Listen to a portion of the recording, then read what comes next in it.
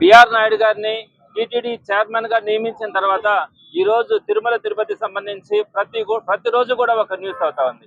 ఆయన వచ్చిన మొదటి రోజు నుంచి కూడా అనేకమైనటువంటి అపచారాలు మనం కల్లారా చూస్తా ఉన్నాం.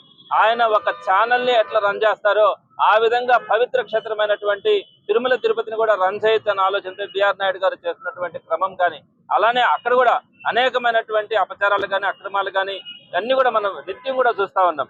ఒకటి చెప్తా ఉన్నాం, చంద్రబాబు నాయుడు గారికి గడిచినటువంటి 1.5 సంవత్సరంగా ఇన్ని కార్యక్రమాలు చూడగొడినటువంటి చూస్తా ఉన్నాం.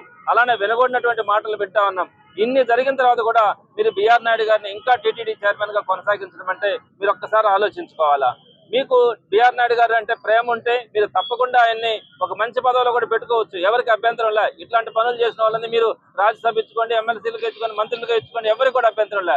కానీ ఒక పవిత్ర పుణ్యక్షేత్రమైనటువంటి సుమారుగా 140 కోట్ల మంది హిందువులకు సంబంధించినటువంటి ఆరాధ్య దైవం వెంకటేశ్వర స్వామి తిరుమల తిరుపతి దేవస్థానానికి సంబంధించి మాత్రం చైర్మన్ గా ఉండడానికి అనర్హుడని ఈ రోజుకే ఆయనకు ఉన్నటువంటి వీడియోలు, ఫోటోలు, ఆయన చేస్తున్నటువంటి కార్యకలాపాలు అన్ని చూసిన తర్వాత ఈ రోజు ప్రతి ఒక్కరికి కూడా ఆవేదన ఉంది. అట్లాంటి క్రమంలో బిఆర్ నాయుడు గారిని తొలగించాలని చెప్పి ఈ రోజు తిరుపతిలో పెద్ద ఎత్తున మహిళలు కానీ వారందరూ కూడా కార్యక్రమం చేస్తా ఉంటే, వారి మీద దాడి చేయడం కానీ, వారందరినీ అరెస్ట్ చేయడం కానీ చూస్తా ఉంటే చంద్రబాబు నాయుడు గారు ఏ విధంగా ఆలోచిస్తా ఉన్నారు, ఈ రోజు రాష్ట్రంలో ఎట్లాంటి పరిపాలన అందిస్తా ఉన్నారు ఒకసారి చూడాలా.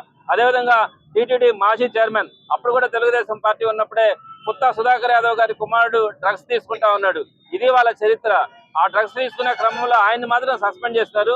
కేవలం చంద్రబాబు నాయుడు గారు మీకు బంధువనో లేకపోతే మీ స్నేహితుడనో బిఆర్ నాయుడు గారిని మాత్రం ఎక్కడా కూడా తొలగించాలని కానీ, ఆయన్ని ఇంకా కూడా ఈ 5 సంవత్సరాల పాటు కూడా కొనసాగించాలన్న ఆలోచన మీకు ఉన్నట్టుగా కనపడతా ఉంది. తప్పకుండా కూడా ఇదంతా కూడా హిందువుల మనోభావాలకు సంబంధించింది.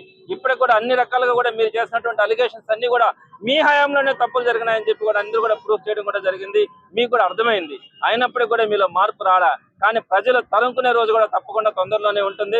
నిన్నటి రోజున మహిళల మీద జరిగినటువంటి దాడిని నెల్లూరు జిల్లా వైఎస్ఆర్ కాంగ్రెస్ పార్టీ తరఫున తీవ్రంగా ఖండిస్తూ ఈ రోజు డాక్టర్ బిఆర్ అంబేద్కర్ గారి విగ్రహం దగ్గర ఈ రోజు అందరూ కూడా ఈ రోజు నిరసన కార్యక్రమంలో వందలాది మంది ఈ రోజు ఒక్క గంటలో అందరూ కూడా ఇక్కడికి రావడం కానీ, కార్యక్రమంలో పాల్గొనడం కానీ, తప్పకుండా చంద్రబాబు నాయుడు గారిలో మార్పు వస్తుంది.